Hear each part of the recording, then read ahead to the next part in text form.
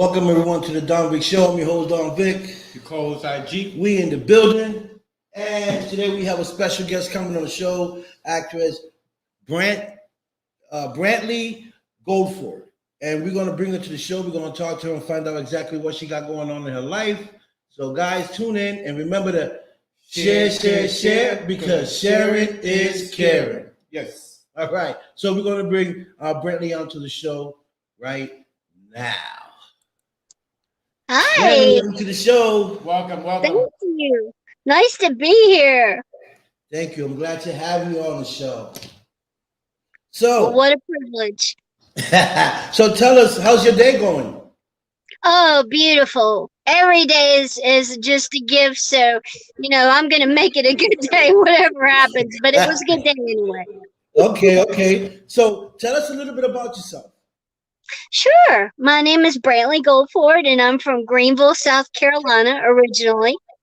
And I'm a native of Greenville, South Carolina. Lived here all my life. I'm a singer, songwriter, actress. Um, I do a lot of things. I swim. I enjoy people. Very much a people person. And I've just gone out to Hollywood in the last 4 years, and so doing a little bit more advancing in the television industry.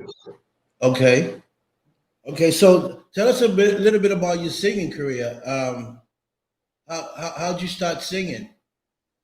Well, I've been singing since I was a child with my mother and father sang. My mom auditioned for my dad's band when they were 18 and 21, and they got married, and they're still married. And since I was little, my parents were writing music like it was nice being married to you, and I just cry as a little kid listening to them, but so I grew up with certainly that influence, but I really didn't get interested in it personally until, I did commercials. I did national radio at 10 years old, and I recorded a Rick Springfield song that not for commercial, but in the studio for my birthday kind of thing. Did local commercials and things like that, but I didn't really get interested in it, and probably until about the last 5 years. So did you do that professionally? Did you record music? And do you have any music out? Any videos? Anything in that sort? I do have videos out. I have a lot of short films out. I have one called Best Christmas Ever. I just did a movie that has just been picked up by the movie company called He Drives at Night. It's a horror movie. The A-lister is Butch Patrick from Eddie. He's Eddie Munster from the Munsters television show. I love that show. Eddie Monster. I love that show. Awesome. Well, little Eddie is Big Eddie now. He's probably my father's age, and I don't mean that critical. He's a very, very nice person, and they shot him on location. So I really never met him, which that's an interesting thing about television. I didn't meet him, but he did a wonderful, wonderful job for the movie, and it was displayed in Times Square on the roster, the whatever you call it, the sign that's in Times Square. Yeah. Yes, sir. Wow. Won many awards, and so that was the most recent thing that I've done. And as a writer, you write scripts. You write movie scripts, or what is it that you do as a writer? You write books. I co-wrote a song called "I Love You Anyway." I did a Hollywood showcase about 4 years ago. Anyway. Yeah, it's kind of broad, but it's really my life story about just living and loving people and accepting them full value for who they are, and you don't have to be anything for me. I'm just gonna love you. I love So that. Thank I love you. that. Thank I you. love that. What do you think about domestic violence? What's your opinion on that? Oh my, that is it's awful. It's awful. I think it's very women are, the gentle creatures on earth. Most of them, most of them are. No, I'd be an advocate of women, of course, and men, for anyone that's in that situation. What I think about it is it's a terrible thing that no one should ever have to go through. And I've been through that. I was in a 10-year relationship. I wasn't gonna say it like this, but we might as well say it. My ex-husband is doing life. So Okay. so I really thought that I could save him. And when I say him, I don't mean in the religious way. What I mean is, I thought my love, if I just, well, I don't know. I tried a lot of things, but over the years, Right. but what I eventually had to come to the place of maturity, I think I was very naive. And I think that it was easier for me to believe. He had a drug addiction in my particular case, but it was easier for me to believe that this drug was so horrible that it just had this magical power over him, than it was to believe that he chose that. And so, what do I think about domestic violence? It's awful. I think that women should rally together, open up, not be afraid to talk about it, not be afraid to just share with each other that there is always hope. And if you're afraid, just make yourself strong and start valuing yourself and get stronger and stronger and stronger. And then you will have, and the courage will build, because that's what it's about. Someone else beating you down and Right. putting you down and making you feel like you don't have the worth to stand up for yourself anymore, Right. because they drained you of all that. Right. Yeah. So what got you out of that dark place? What did you do mentally and physically to overcome that situation that you was in at that time? With your ex-husband. Don't want to bring it up, but since we're talking about it, let's just get some facts out. Why? How did you overcome that? How did you get out of that? What made you say, this is enough, I'm done with it? Because I know sometimes love get in between decisions, because sometimes the love is stronger than what you want to do or you're thinking of doing. But what got you? Love, yeah, the love never disappeared. The love would Right. probably be right there right now if I saw him. But the thing is, it's not about love. Right. It's about and in my situation, what happened is he had a psychological hold over me. And until I could not see him and talk to him anymore to even get my thoughts straight, because he was sick. Right. And so what happens when you live with somebody that's sick, you become sick. Right. Sort of. You don't have to, but you sort of do. Yeah. Yeah, you feel like it, right? So the more that he went left, the more I went right, and I went all the way to the right. Okay, I mean, I went so right that it was like, people might have called me fanatical. They might have called me, said, but it was survival for me. Okay. And so I turned off the television. I turned off the radio. I spent time by myself. I meditated. I got, basically, it would be almost like if I went off to the mountains and went to a commune or whatever, where I could not be influenced by anyone except for I did it on my own. Right. And I got I started working on myself and making myself strong, but I had that opportunity because he went to prison. So, right. And then I started to see clearly. Then I was like, wow, I can support myself. I don't have to just take this and keep on and on and on and on. But you have to realize that was years and years and years of me, putting the work in. I mean, people did things for me that probably they wouldn't do for anybody, the court system and everything, just because they saw the lengths that I was willing to go for him. Right. So they might not, if he had just been some ordinary person, they would have said, forget it. But because they saw me, they were like, okay, well, there must be something valuable about him because she's willing to fight for him like this. Right. And he had ups and downs where he'd do good for a long time, but in the end, he just chose to continue that pattern of battering women. Right. And I'm sorry, but that's what happened, So I did make the right decision.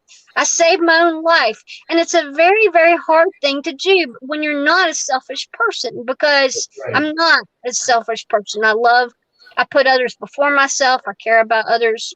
I usually put, I don't mean to sound like I think I walk on, the sky, but I'm really all about others. And so it's hard for you to, when you're like that, it's hard for you to say no. It's time for you to be selfish. It's not selfish to care about yourself. It's not selfish for you to not want to be beaten down, Right. Right.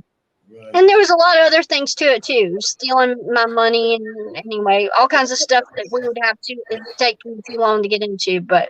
Right. Was he like, was his choice of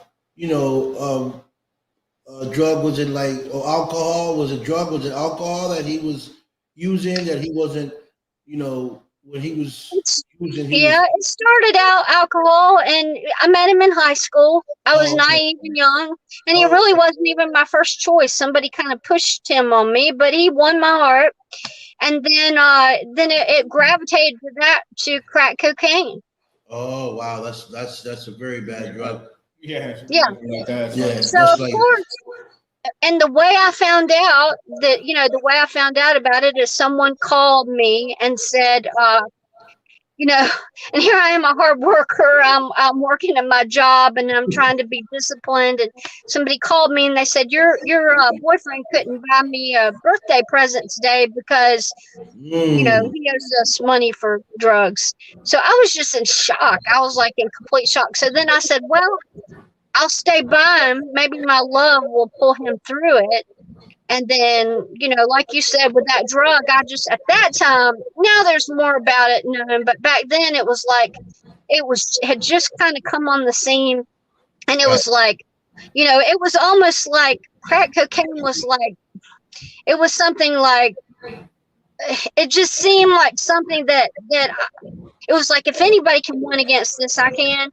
But the thing is that because my love is stronger than that, but I felt like it was just like, I don't know how to describe the words, how I'm feeling, but it was just like, I felt like it had a hold of him instead of he had a hold of it.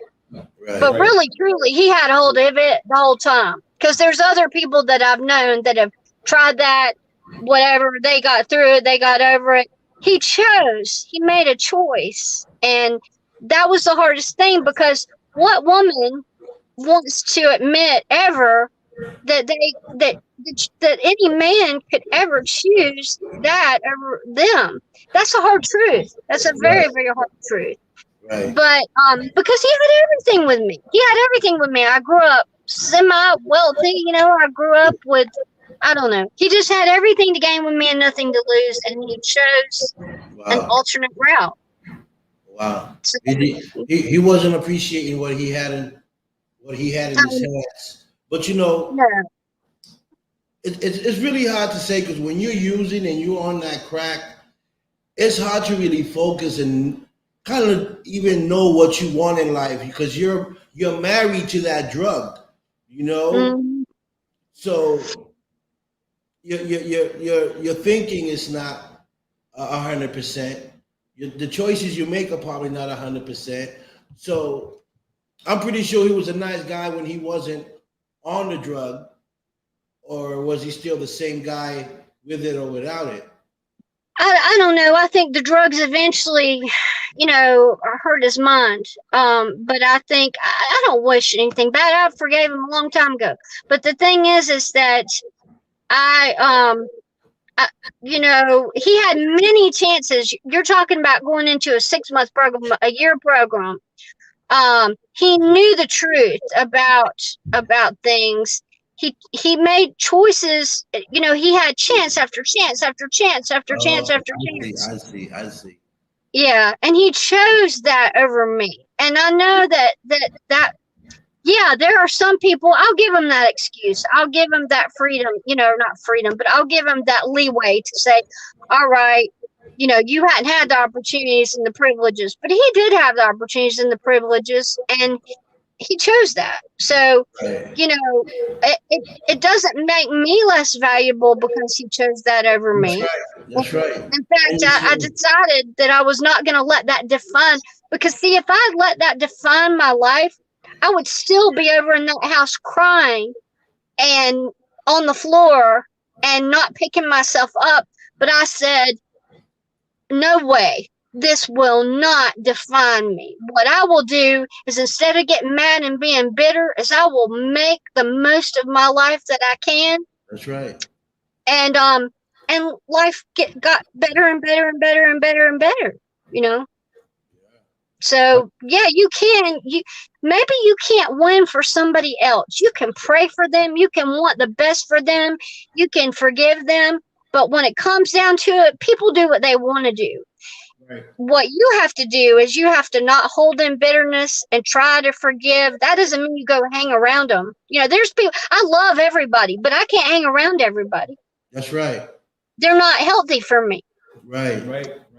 But sometimes you can't help those that really don't want to help themselves, because you put your mind into trying to find the ways to help that person in so many different ways. You struggle yourself, you go through stress in life, and you think to yourself that you're not doing enough for that person, but you're actually doing so much for them. You don't see it, and they don't see that. But always got to remember that you're not the one in the wrong here.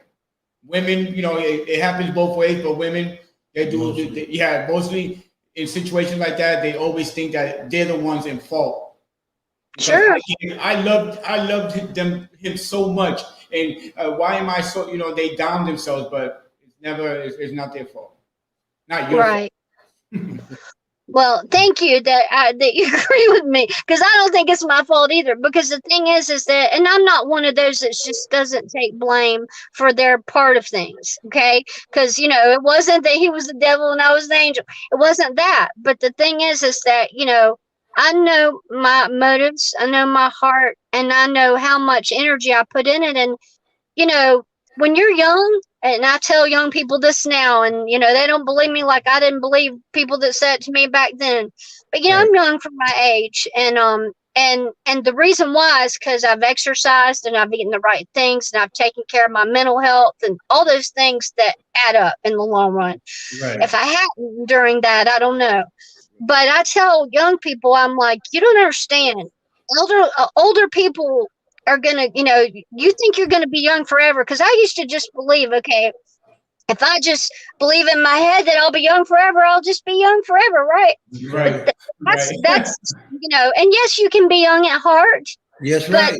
Yes. Yeah, and that's everything. But the truth of the matter is that I look back on my life, and had I had made a better choice, the first time he said, and kind of giggled and said, I stole money from you, I should have said, I'm sorry. I wish you the best, and I hope that things work out for you. But if but that's it, But instead, I invested 10 years, and now I look back and I'm like, oh my goodness, I was 25. And now I'm, whatever. But that amount of time I can't get back. And now my grandparent. This is not a negative thing. It's really an educational thing. Okay. Right. What I'm trying to say is, please, women, do not waste time. Redeem your time, because there are things that should have priority in your life that matter. And if something is taking away from the thing that is priority, if they're keeping you away from your family, and if they're consuming your time, for what? So that you, and I don't have a lot of regrets because I don't live my life that way. Right. But and I'm thankful for that. But you know what I'm saying? It's it's time that in relationships, and it happens a lot, that people lose friends and they lose family because they want to make sure that they don't lose that person that they want to be with because the family does not agree with them. And, right. And it happens a lot. I've had friends to be like, a couple of years later, it's like, how you been? I said, good. It's like, I haven't heard from you. Like, yeah, I broke up. I finally broke up with my boyfriend. So you finally broke up with your boyfriend, so now we could be friends. That's sad. The friendship should be there no matter what at the end of the day. The respect for the boyfriend or the girlfriend is fine, but still, hi, how you doing? The communication, Right. Right. Don't do that.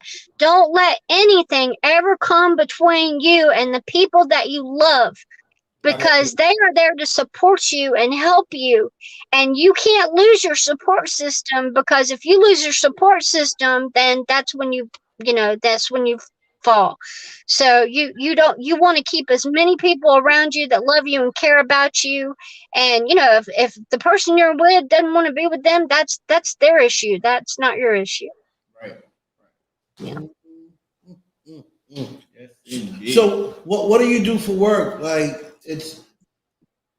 Well, I do work a regular job. I work at the Hyatt and in Greenville, South Carolina. I am a professional actress. I've done many interviews, and I've done television, like I said, since I was about probably 9-10 years old. I've done different commercials, and then the most recent thing I did was the Hollywood Showcase, which was just amazing. I auditioned. Well, I hesitate to say this because of the there's such a demand, I know, and people wanting to make it, but that was not really important to me. I went to a television station to volunteer with pure motives, and that is the truth. And a lot of people wouldn't believe me, wouldn't believe that, but that really is the truth. It really didn't have much to do with television. I know that sounds kind of crazy. You think, well, how could you work at a television station and not think that you would get involved with television? But I really didn't. It was a crisis line that I was a part of, and I wanted to be on the crisis line, and I wanted to help people, and I felt led for bigger purposes than that. And so what happened is, while I was there volunteering for 10 years, I guess, volunteering my own time, I go out there for 5 nights a week, 4 nights a week. I would get on the backstage of a live program.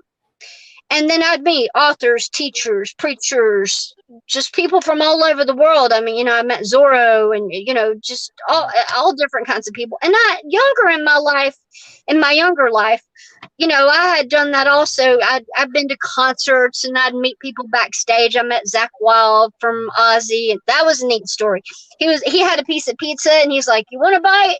And that was really cool. So I met a lot of, and working through hotels, I met a lot of celebrities and that kind of thing. I met not Ice-T, but I can't think of his name. No, he's not little, but he was in Fast and Furious. Tyrese? I can't think of his name. Ludacris?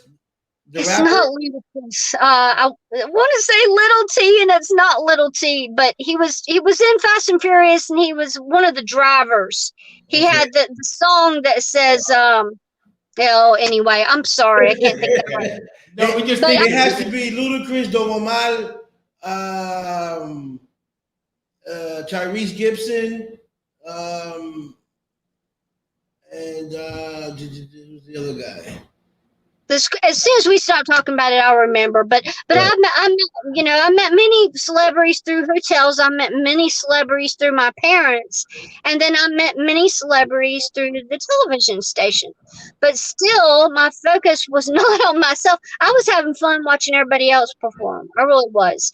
And then out of the blue, one day was an open call for a showcase. Okay.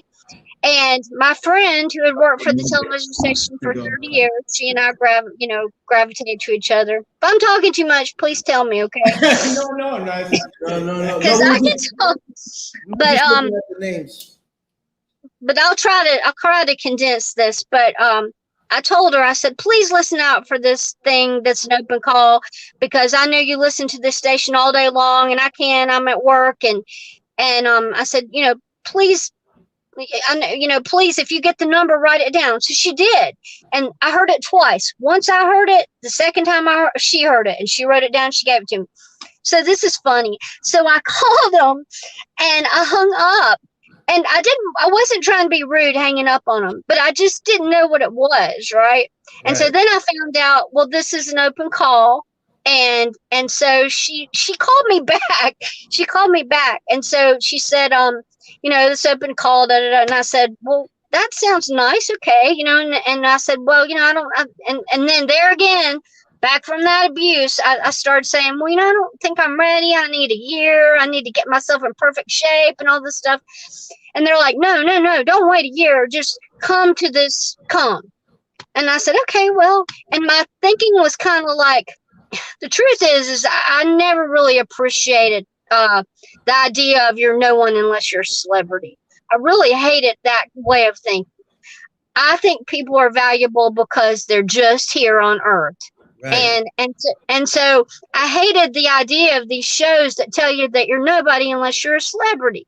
Right. So that wasn't my thinking, but I said, what have I got to lose? I had worked for McDonald's and been a manager and done parties at birthday parties and gone on to Ronald McDonald with schools. And I worked at the Hilton, and I worked over the Hilton concierge, and now I work at the Hyatt. Anyway, I'd done a lot of variety of things. And I'm like, if I can do those things, I'd get up with those kids and sing. And I'd really sing to them. And then surely this will be like a piece of cake after going through an abusive marriage. I can perform for these people. So there was a group about 50 people, and I got up and I did a commercial and I auditioned, and they picked 200 out of 4,000 people, and I was one of the ones they picked. Wow. Nice. And it was surreal. They took my picture. The guy that played Jason in Halloween took my picture downtown. I went to Orlando. I went out there. I performed for the people that represent everybody from Spielberg to London to Wilhelmina Models, just over 500 companies worldwide. Wow. And I got signed with 3 agencies. And now everything is through the computer. You're linked through an agent, then you're linked through casting networks and all these different casting sites. And but what I appreciate the most about, they were called Talent Inc. And what I appreciate the most about what they did, though, okay, they didn't say, you do this and we're going to make you a star. That what they said is, we promise you we'll put you in front of the right people. And you go out there and you do what you can do. And what's going to happen will happen.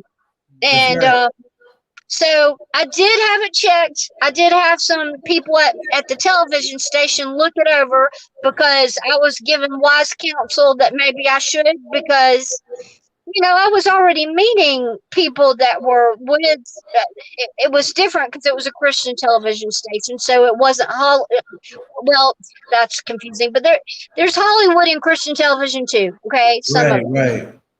Okay, right. It doesn't mean they're just for Hollywood, but what I'm saying is, you have to take one person at a time, their motives, okay? Right. But so anyway, I had met a lot of people, celebrities, and I needed to know if it was not that they were trying to pull one over on me. I didn't believe they were, because I thought they were awfully bold. They came through a church, and I thought, they're either a special kind of criminal or they're telling the truth. And it turned out they were telling the truth.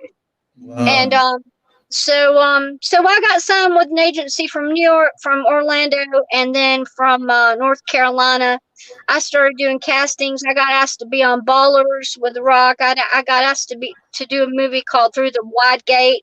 I chose not to do that one because that's about a girl that sells her soul to the devil. It's based on Rosemary's Baby. Oh, yeah. Yeah. And there's just some things, the He Drives at Night was a horror movie, and it was a slasher kind of film, but it was not like that. It was not like, I really, now I understand more about how people in television, really a lot of people in television will just do whatever, they'll just do anything to get their face out there. And you do have to expose yourself to a degree, because nobody will ever know who you are if you never do anything. Right. But I do care about my influence, and I do care about the fact that I did not want to knowingly do something that just I knew would just lead people down the wrong road about me and my personality, because that's not who I am in my real life. In my real life, I put the shopping cart back. In my real life, I tip people well. In my real life, I'm kind, and I sometimes that's I tell people I've had to work for my honesty. You know, I really have. Not that it doesn't come natural, Right.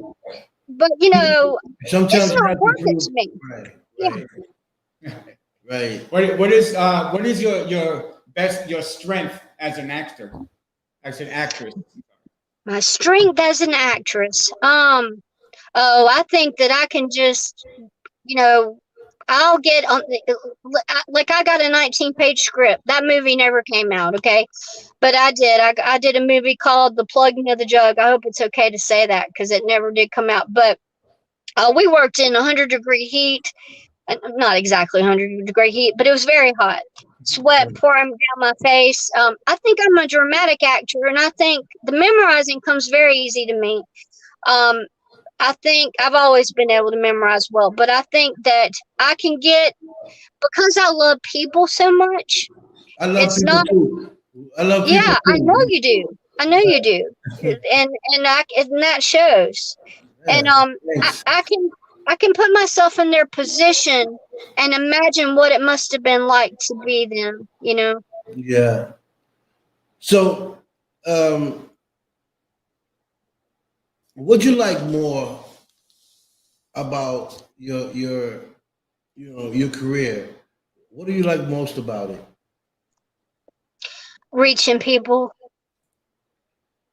you know, Yeah. if when it's all said and done, at the end of the day, television is a tool, and television is a tool for me to spread my love all over the place. And if I can do that, and some days I wonder, some days I have days where I'm like, I think I could, I always thought I could change the world. I don't know if I can, but but most days, 9 out of 10 days, I do feel like I can change the world. And whether that's just in my heart or whether that's real, I'm going to continue with that belief, because people have done the most incredible things for me that you could ever imagine. And it's not something that you can even put your hand on all the time. But people they go out of their way for me. I mean, they do things for me that I'm just like, I can't believe that person just did that for me. And it's not because they know I'm on TV or anything like that. It's just because of you put love out, and yeah, sometimes it's not going to come back to you right then. Sometimes it might take a long, long, long time. Sometimes it might take 10 years of you loving somebody to see a sign of hope. But you will see it, and if you don't, it's for you anyway. Right. Wow, love it, love it. That's the passion you can see. Passion, hard work, motivation pays off. Absolutely. Right. And it's so funny hearing you say what you say, because I'm a male, and my heart is just as pure as yours, even though we look different. But we're pumping the same love, yes, out, and it's amazing that we kind of similar, we kind of think alike. You know what I mean? Like-minded is what they call that. Like-minded. Like-minded. Facts. Yes. Giving back to the community, helping our people, and it's not about us, like you said. It's about us, not me. And so You hit the nail on the head just now. What you said. It's not about me. It's about the big picture of what is going on in this world right now. That's right. Yes. Sorry. No, go ahead. This is your show. You say what you want to say. This is your time. Well, I appreciate that very much. But no, I just know that you and I are thinking on the same wave. there's a big picture going on here. And the thing is no, it's not about Brantley. What it is about is trying to affect the world in a way that is positive. And if I have to do a slasher cheesy, well, I don't want to put it down because it was an opportunity and a privilege. And I'm thankful for it. But if I have to do that to get people to listen to me, to say, look, love, please, let's put more love in the world. Right. What are we doing? Well, what are we really doing? And not what are we doing when we get on TV? A lot of people get on TV and they forget that they're on TV. That's right. They really do. And then you see them in person. I won't tell you that I never have a day. Okay. I have days where I go to the pool or something like that, and I really don't want to talk. Okay. And I'm polite, and people can usually see that from me. Right. But in my daily life, I'll just tell you a story real quick and then I'll let you talk. But my grandmother, when she was alive, I had a chance to go on television, and let's say I went before thousands of people. Okay, it's the oldest television station in the world. It probably reaches millions, but let's just say thousands were watching me that night. Next morning, I worked at a nursing home. And I went into that nursing home. Now, there were a couple reasons that I worked at that nursing home. One was to give care and love to helpless people. The other reason was it was kind of private for me, and it was good. I didn't have to be in the public at that time, and it was just good for me. But my grandmother said, I don't understand, how do you do that? And this is not bragging on myself. I'm just trying to give you an example. She said, how do you do that? How do you go on TV and then go so low back to a humble, what she would consider a humble position? And I'm proud of this, is why I'm telling you all this. I'm proud of this. I said, because I'm the same person. I'm exactly the same person that I am on TV that I am if you meet me right now. Right. But not everybody that I met on TV is like that. There's a lot of people that are unapproachable. There's a lot of people that forget they're on TV completely, and then they're just out living their life, and they're very disappointing. And there's some sleazebags too, and we won't get into all that because that's just negative energy. But what I'm saying is, it's important that to me, it's important the example that I lead. It's important that people say that I was kind. They might still not say I'm kind, but I have to believe in who I am. That's right. All that matters. If I believe in who I am, then that's what matters. Wow. That's I love it. Outside of acting, do you have any other major interest or passion on anything else besides, doing the radio station and the acting? Is there something else that you have passion for?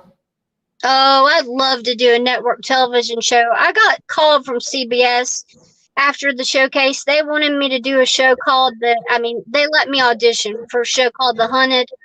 It was reality TV, and it was called, it didn't pan out, but it was #1 in the UK. But, I'd love to do something like, Friends or something like Chuck Lorre. Some of that is I don't like some of it, and I don't know how to say that, and I want to keep it positive. I think sometimes television jokes about things that really are not funny. And I think we find ourselves laughing at things and then going, wait a minute, I'm laughing at that, and that's not really fun. This meth thing, you can joke about that and laugh about it and make it a comedy, but meth destroys people. It literally destroys people. And that's not something to laugh at. But I do like the comedy. I like, I like The Big Bang Theory and Mom and those kind of shows. I think that director in particular is very creative and real in what he puts out, 2.5 Men. But it's just kind of, I don't know. I think I would like to do something more with heart. Not necessarily Hallmark, although I would be, privileged for them to ask me. But Hallmark is a little bit to me like the soap operas. I want to do something probably more dramatic. It's something real. This is the biggest thing, okay? when you do Christian television, I think we make it look like, oh, we just hand you a lollipop and then you just are walking through life and everything's going to be easy for you from now on. Right. And that I disagree with, because that's just not real. Okay. Right. I agree. Then you got the other side, and I hate to make it like one side or another, because it's not. But you've got the other way of life, which is everything is in your face and everything is violent and everything's the worst that it can be.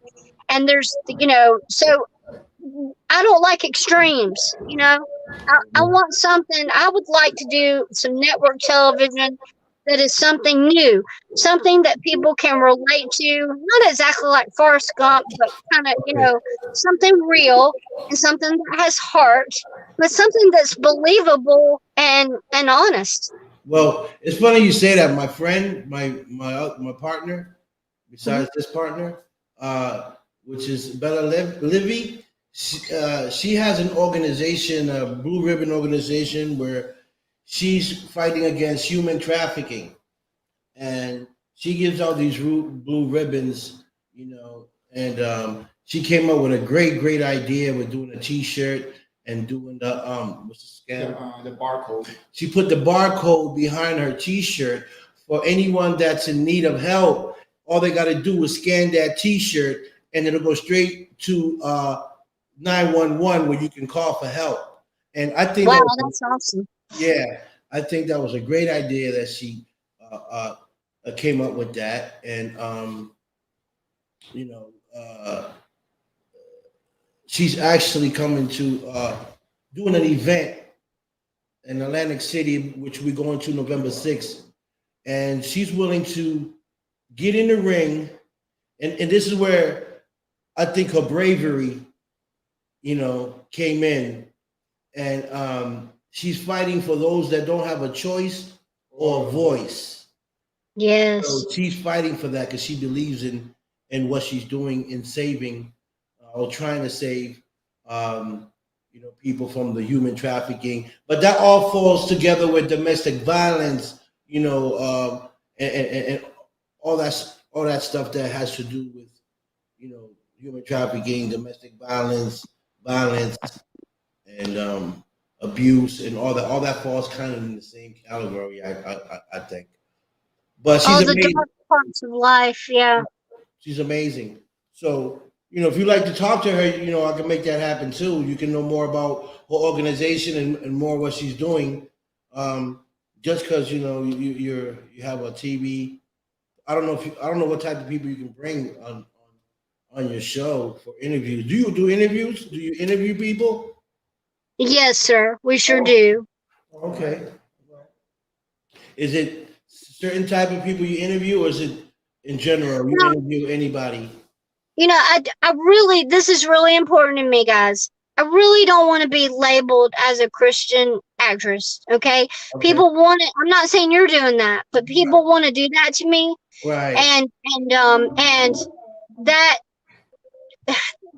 it's not that I'm ashamed of that by any means. You shouldn't be. No, I'm not. But the thing is I have gotten such a great reception from Hollywood. I mean, I really have. When I did the showcase and I sang that song, I Love You Anyway, they were like, oh my goodness, we love you. We love you. And it was real. Like, they really meant it. So the thing is that the television station that I work at, okay, my part of it there is I work on a crisis line that reaches out to 3 states and all over the world on social media. And it's a nonprofit part of that. But the profit part of it, there's about 9 or 10 channels. And they have regular television, kind of like, the old stuff like, I don't know, Andy Griffith and different. We have QVC, we have just different channels. But we also have the show is called Nightline, and it's a talk show. And yes, it's preachers. It's the oldest Christian television station in the world. So people think TBN is the oldest, but it's not. It's actually WGGS TV in Greenville, South Carolina. And see, that's another thing. I did not want people to think that, you know, a lot of people could think, oh, well, her motives were she went out to volunteer at Channel 16 and trying to get into show business. No, that was not the case at all. And I mean, I couldn't have ever dreamed that in a million years. What happened to me is I was laid off my job, and someone at the unemployment office said, what do you want to do if you could do anything? And I said, I think I want to work for this television station, almost like it was an afterthought, you know? And she said, well, go volunteer. And I called them, and my husband drove me out there on the weekend. Nobody was there. And I've been there for 10 years, you know? Yeah. And I've seen people in crisis, the worst kinds of crisis. You know, it's a helpline. It's a helpline to help people. So, but the acting is separate, and the acting is something that I do, and the acting, but it really was not. You could say it was born out of that, but I guess what made me feel so good about it is that I did get to meet the production, and because I was on the live show, and then they were like, oh my goodness, you know, then I earned credibility because they were like, oh, Brantley went out to Hollywood. We can't believe it. Brantley actually went out to Hollywood. And so they loved me, and they knew my motives already. But the thing is, for me to say, okay, I love you, and I can't, now you know the real reason I came out here anyway. But I proved it. I went out there, and it didn't have anything to do with y'all, and I did it on my own, you know. And so that's what happened. So, you know, I didn't really do that on my own. That's a miracle, but it's a pretty great miracle. oh, so your parents were actors as well when you were young. So that's how you got into the industry. It kind of yeah, they're singers. Not just when I was young. They're singers now. Yeah. Oh, they are. Okay, maybe they got music out and stuff, huh? Oh yes, sir. On broad jams. My dad sang one time for James Brown. He knew Peebo. They were on different shows. They sang for about 15,000 people one time. Yeah, they've made records and the whole thing. That's good to know. Maybe we can get their names so we can listen to some of their music. Maybe bring it back. You'd love them. I don't know if they're interested. They own a store now, so I don't know if they are interested in doing TV right now. But maybe, you know, my dad is an incredible songwriter, and my mom a gifted singer. But wow, they do other things now, you know, and I get it. I get it. Yeah. I get it.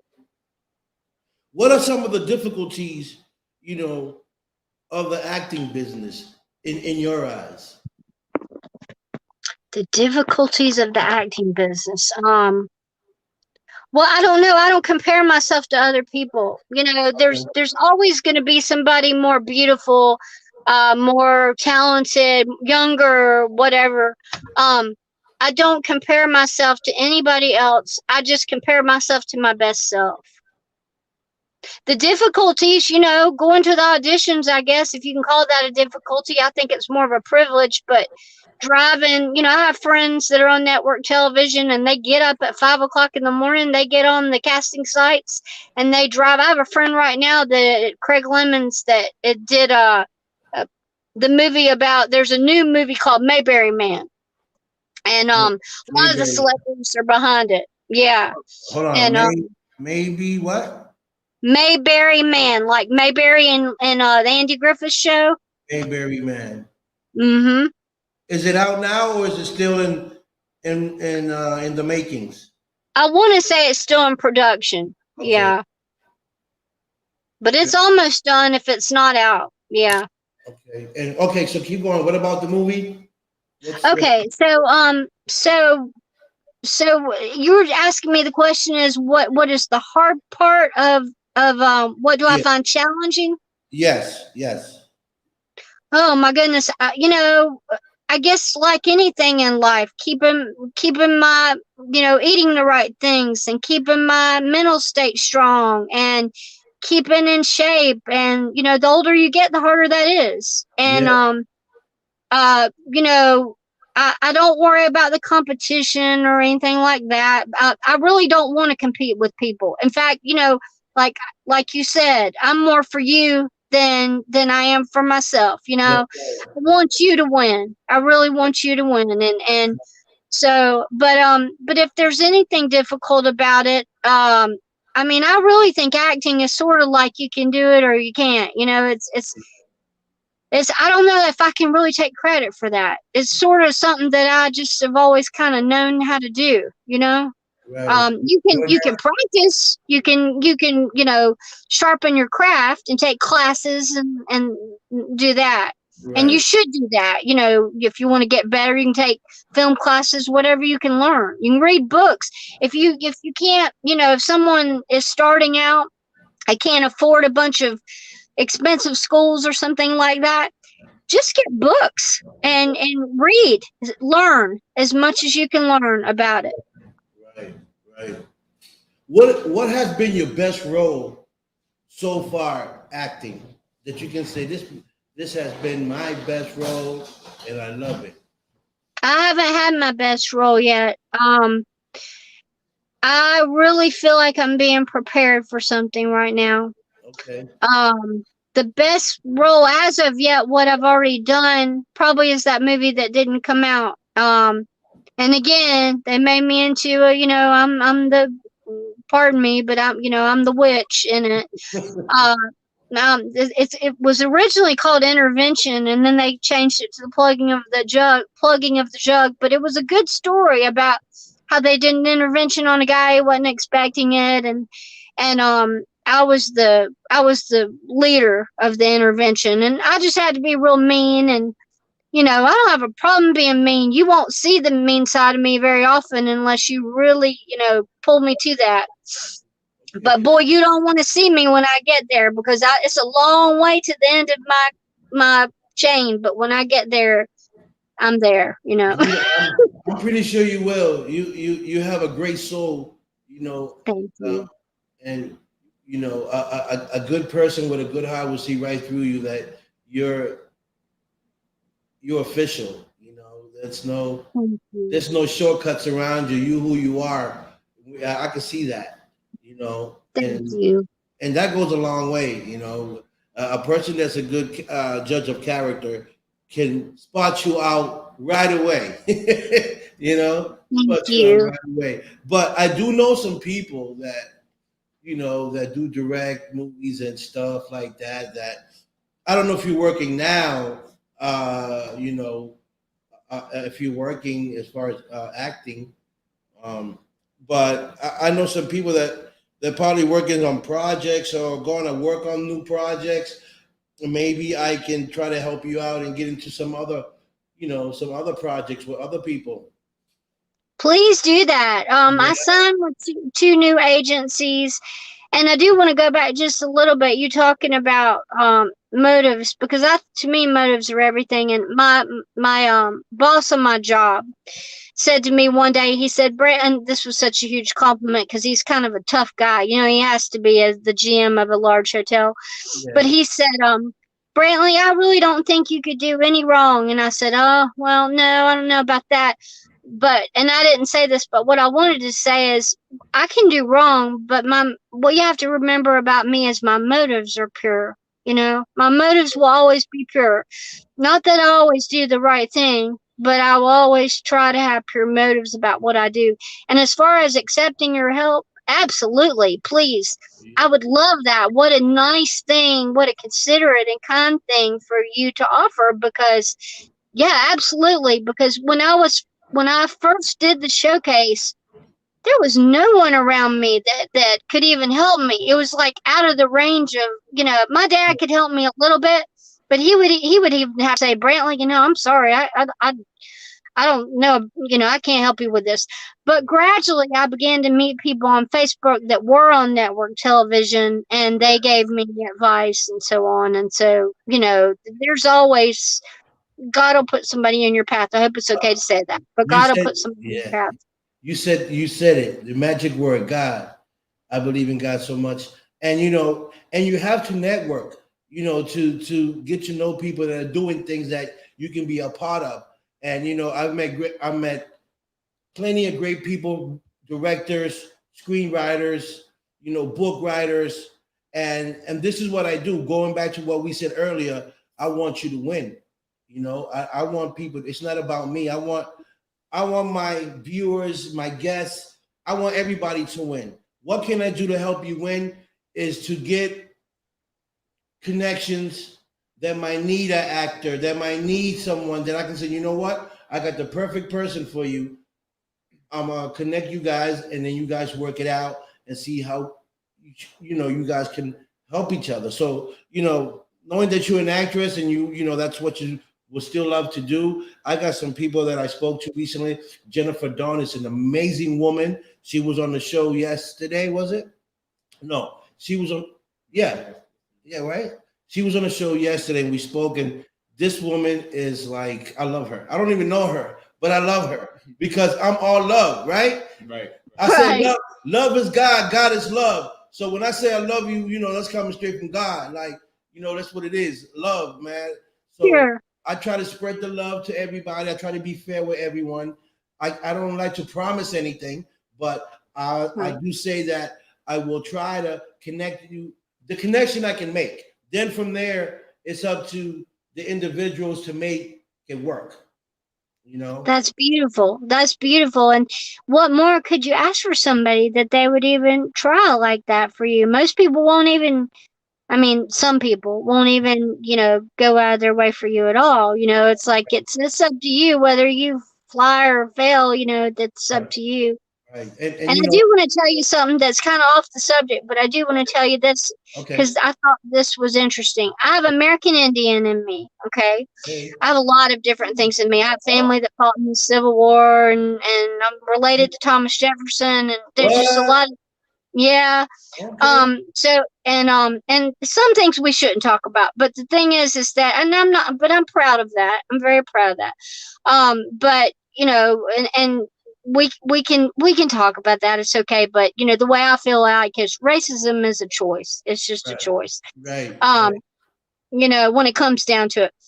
But I was going to tell you that I watched this movie about the Indians, and I'm so thankful I didn't live in that time, really, because I don't know if I would have made it living in that time because they were so brutal, and I love the Indians, and I'm like, my grandfather's mother was a full-blooded Cherokee Indian princess. Okay. Wow. So I can feel that blood pumping through me, believe me.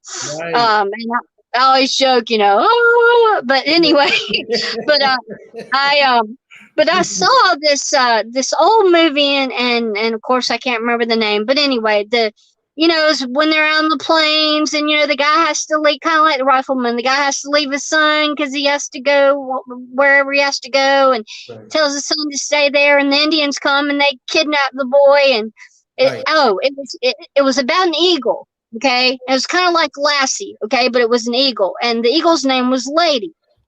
And Lady showed the man where he said, Lady, and I love this actor. He played Grizzly Adams. I love this actor. Oh, yes, I love Grizzly Adams. Oh, just outstanding. And he had a hard life. He had 18 back surgeries, his which is crazy.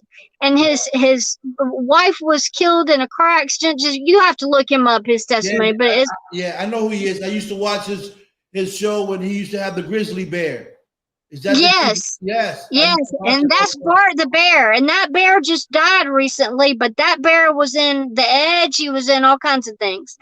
But this is particularly what I want to tell you. So anyway, in the scene, they steal the kid, the Indians do, and of course the eagle is Lady, and so the Grizzly Adams says, Lady, take me to my child, take me. And he does, and he shows them the Indian tribe. So the Indians come up and they say, and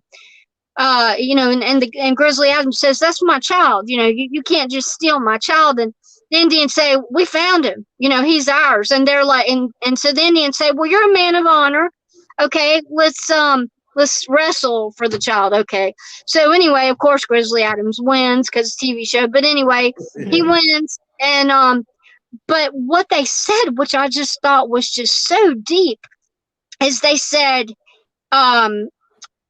when you're out hunting, that when they hunted something, it wasn't like people, like evil people that just kill for sport, for the fun of it, to kill something. They used every part of the animal. They ate the animal. They used the skins. They used everything. Yes. And they were very into the earth, and they were very into protecting the earth and keeping the earth, caring for the earth. And so the Indian said, if your heart is pure, the deer will know it, and the deer will sacrifice itself to you.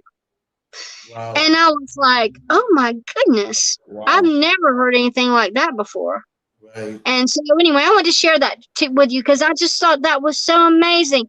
I mean, what a spiritual truth, Right. If, Yeah, if your heart is pure, the animal knows it, Yeah, and you know that a lot of Indians back then used to pray right after they killed the animal, pray and to God that, and to the animal for his flesh to keep them alive, Right, right. That's amazing too. That blew my mind. I said, we hunt, we kill, we eat. We don't sit there. One time we prayed when it's already cooked, but they will pray for the animal while it's still in its flesh, dying. They praying over it, like, sorry for us taking you, but we gotta eat. We gotta eat. Yeah, in other words. Well, yeah, and that's a different kind of survival than somebody that's a hunter, that just wants to, kill to put trophies on their wall. That's a whole different thing. My husband is Jewish, and that it's amazing how much what you're saying kind of goes back to some things we're reading about how, well, let's just say you never really know, do you? You never really know. So the thing is let's respect nature. Let's treat nature like, that little bug. It might not be you, but why should you go stomp on it?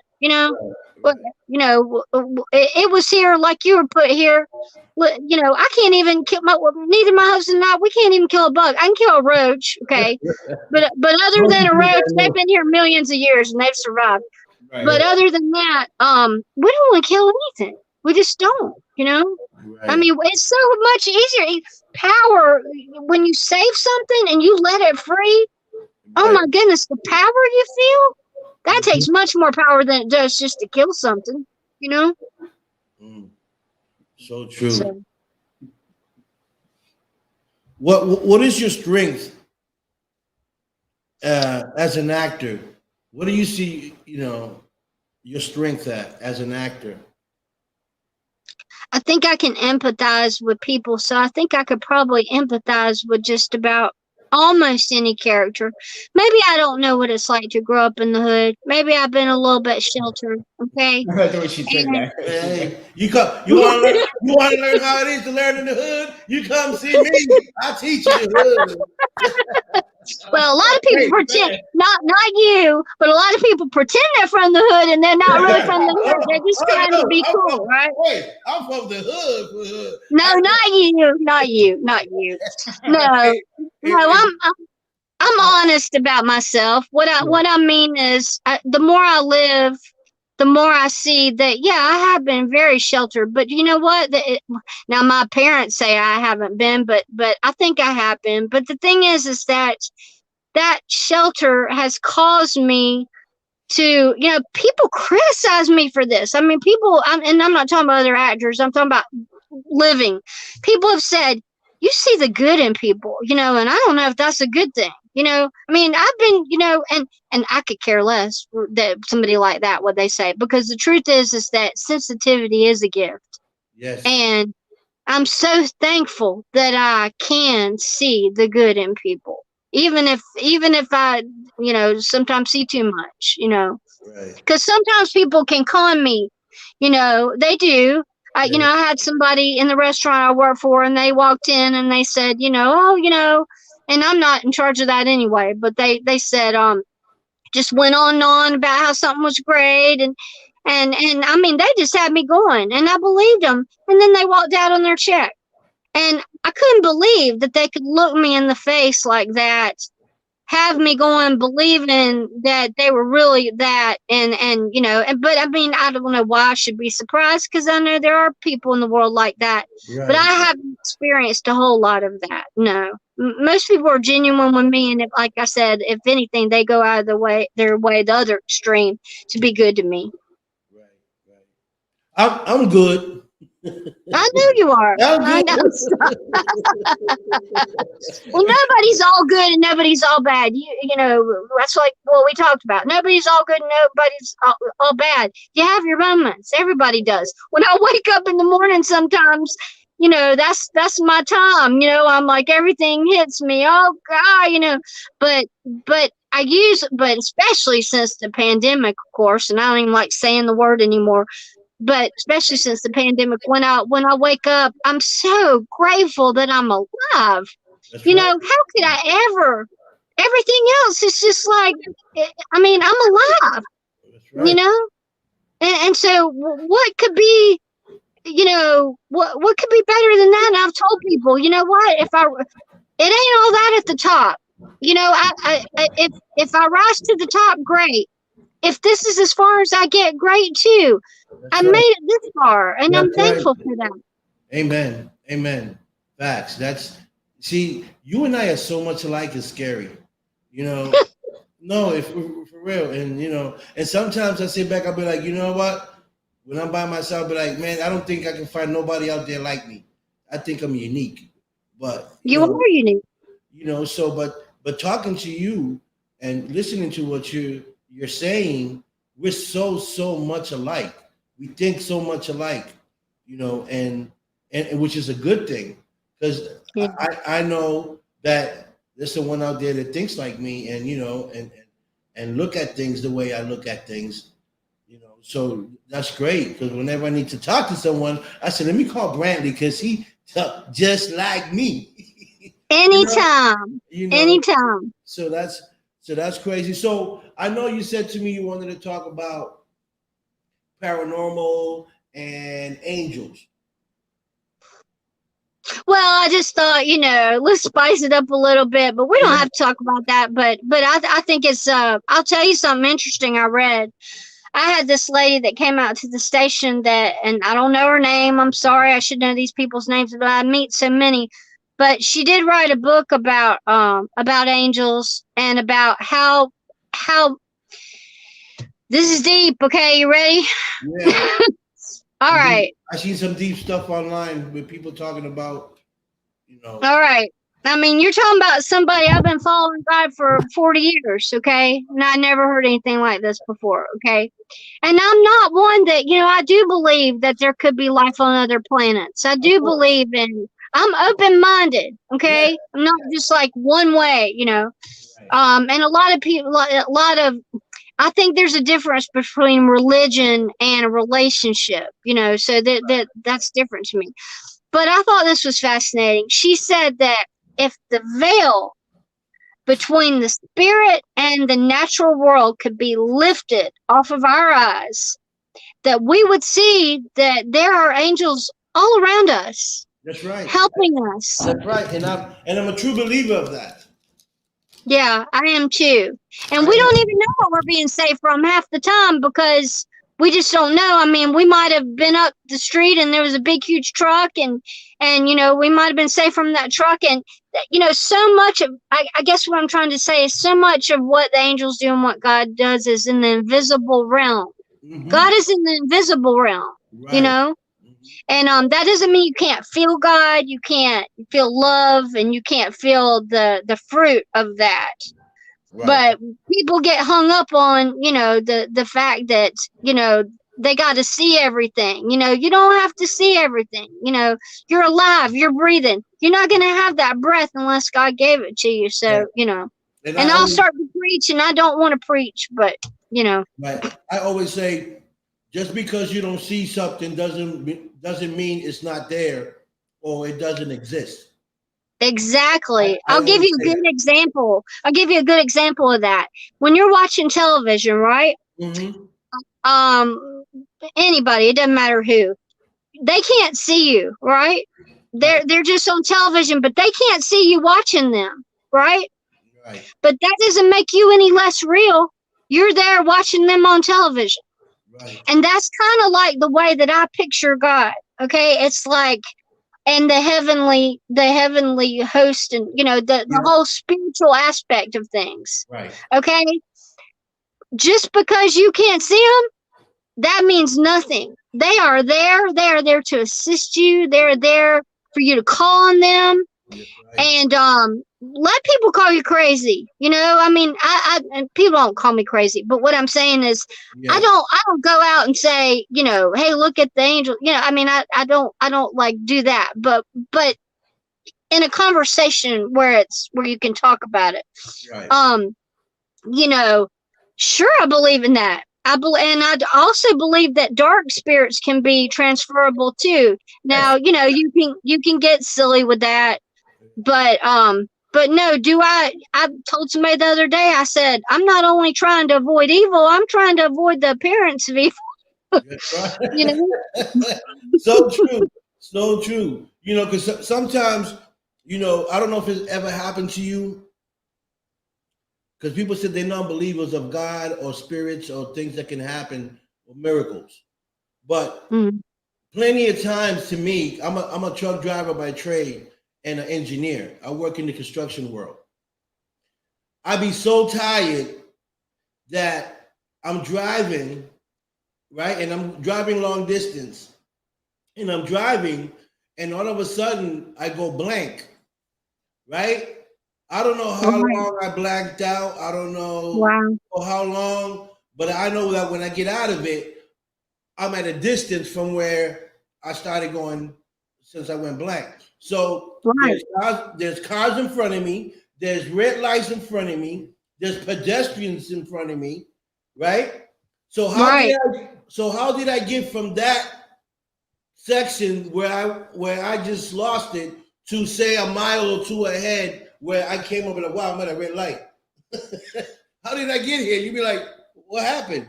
So I'm thinking someone had guided me, spirit, an angel, said it's not time for you to go. You just blanked out. I'm gonna take you to where you need to go, and I'm gonna stop you here, and you're gonna wake up. That's how I looked at it, Right.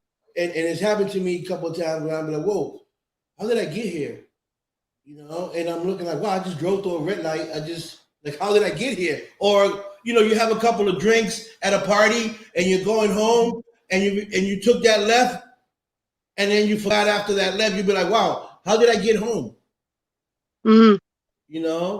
I mean, I don't know if you ever that ever happened to you, where you might have a little too much wine and you're going home, and all of a sudden you just go blank and you'd be like, how I get home? You don't remember. Sure. The rest this happened to all of us. Yeah. Right. I could tell you wilder stories than that. I could tell you stories of, I went to I don't know if I should, though. Don't go there. Maybe I shouldn't. Yeah. No, I had my wild years. I did, and that's what made me want to live right. It's because I've already experienced maybe not the wildest that I can be, but I experienced enough of it, and I was really into. My ex-husband had seen Kiss over 80 times, and nothing against Kiss. I'm just saying that their entertainment, but yeah, we saw all the bands and all that stuff, and we go backstage and everything.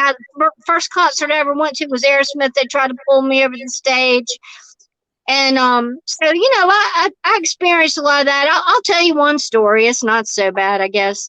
I went to how I got sucked into this, I'll never understand. But anyway, I think just same thing, artistry, music, wanting to see bands, da da da. But I went to see Jackal, and Jackal is a band. I think they're from South Carolina, and they play a song with a chainsaw. Okay, so this is a rowdy crowd. I mean, this is not, this is.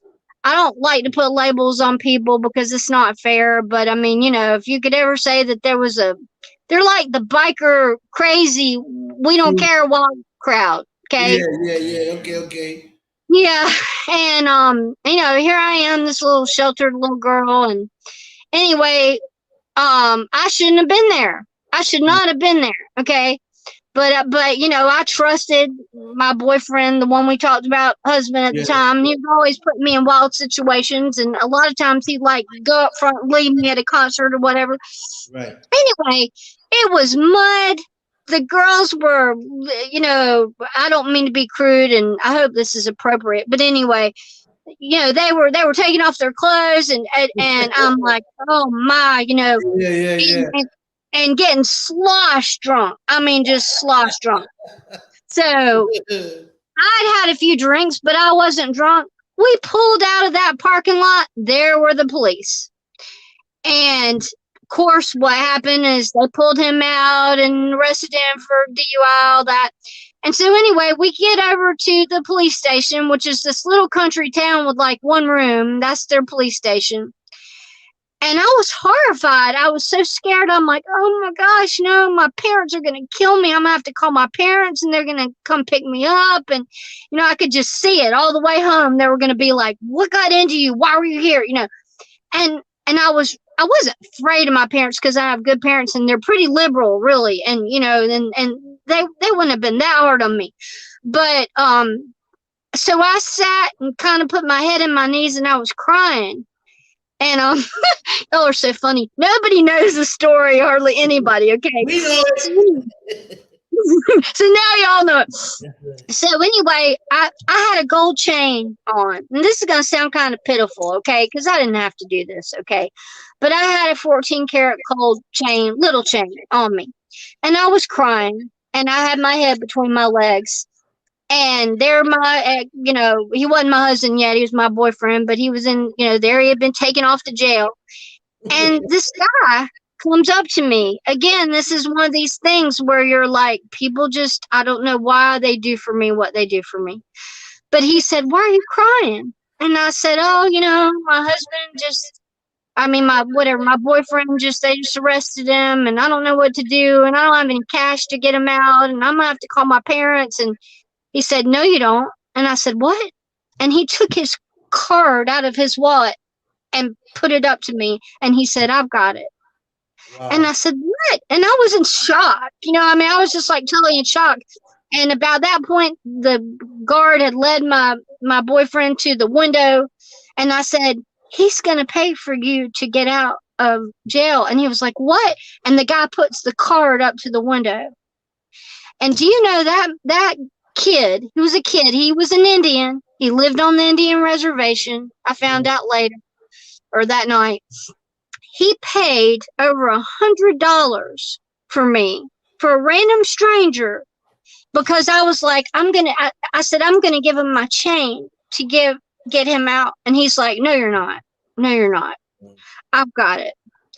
And so when I think about that really makes me want to cry, because back then I was kind of living somewhat that lifestyle with him, not as hard as he was living it, but I would drink and I would go out with some of the wrong groups of people and that kind of thing.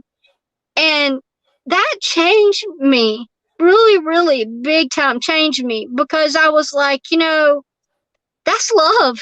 I mean, right. He didn't know me. He didn't have anything to gain. He didn't want anything from me. Right. He saw my pain and he acted on it. Wow. And I've never forgotten it. That's amazing.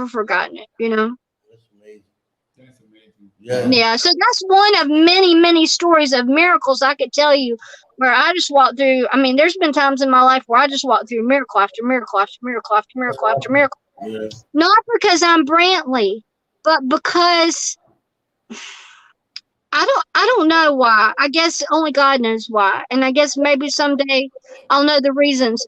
And maybe they're not up to me to know. Maybe they're up to me just to change me to the person that he wants me to be. Amen. Right. I say that all the time. Right. I say it all the time. I said, I went through what I went through in my life, in that dark world that I was living, in the street life, going to prison and all that, to become who I am today. So I look at it as like not a punishment, but Mhm. a process that I had to go in life to understand and see what was good, what was bad, and how to become a better man. Yes. You know, And, so and yeah, yeah, and don't misunderstand me. I am not against people that have gone to prison. right. What the situation with him was is that he came out and kept beating up on women. No, it's, And yeah, so the thing is that, and really, I haven't talked about this with people. I really haven't, because honestly, until the pandemic, I kept myself so busy. I didn't want to feel the pain of that. I really didn't. It hurt too bad, and I guess now I'm healing that I'm able to talk about it. But I still sometimes, I mean, I just wonder why. I'm just like, it didn't make any sense. It never made any sense. But and I really honestly I didn't think he deserved to be mentioned because like I said, I forgive him, but that doesn't mean that he should have any place in the good part of my life now. He that's sure right, didn't help me have the good part, right, you know. right. So Cool. but yeah, but there's a reason for things, and I will say this, and I think you'll relate to this. The thing that I'm most grateful for, not that I want to go through pain, okay? I'm human like everybody else is human, and nobody chooses pain. But had God kept me from my pain has been my biggest gift, you Hey, know? yeah, I understand 100%. I understand it. So, is there anything else that you would like the viewers to know about you? Any shout outs that you would like to send out to your friends, your loved ones? Oh, that's very nice. No, I'm just an open book. I'm a lover of people. I'm so thankful for the people that have supported me through the years. Jennifer Muse I just did an interview with Sony and Jennifer Muse, and she was amazing. Jennifer Muse DeVoe. There's so many people. We'd be here in it for an hour. Me trying to mention people that have helped. It's just like Right, we right. Right, talked yeah, about. Okay, I get I it. mean, So nobody basically, makes it by themselves. There's all kinds of people helping you along the way. A lot of people that are not even. I had a girl in assisted living when I worked there, and she knew that I was, on this road, and she took her camera and filmed me talking about it just on a back table in the assisted living home and put it on social media. And just people are wonderful, but I appreciate you asking me that for sure. And I appreciate you, and I'm so privileged to be on your show, and thank I you. can't thank you Likewise, enough. likewise. So, so I'm gonna we're gonna let you go. We got another guest coming out at 7 o'clock. So I appreciate you coming on the show. Thank you for reaching out to me. yes. Thank you, thank you. Things happen for a reason. You know, Brantley, things happen for a reason, and I believe in that. And I truly, truly thank you for coming on. It's been an honor for having you on, and we'll bring you back on the show in the future just to see how you're doing, your progress, and on your dream and things that you want to some of your goals that you want to achieve, and we'll talk about it then. I would love that. Thank you so much for Thank you. everything. Thank you for Okay. your time. Thank you for your stories. Yeah. Really appreciate it. Y'all are great. So very nice to have this time with both of you. All right. Thank you. Thank Thank you you. for Okay. watching. Thank you for coming on the show. Have a good night. Absolutely. My privilege. Bye Good bye. night. Bye. Yeah, everyone. That was Brantley Goldford, actress and TV host. And definitely thank you guys for watching and tuning in. And remember to share because sharing is caring. Thank everyone, for the birthday wishes. I said witches. Halloween. Wishes. See, Yeah. you got Halloween. Yeah, I got Halloween on my mind. So, we thank you. Tune in at 7 o'clock. We have another guest coming in about an hour. Not even an hour, like 45 minutes. 45 minutes. We have another guest coming on the show.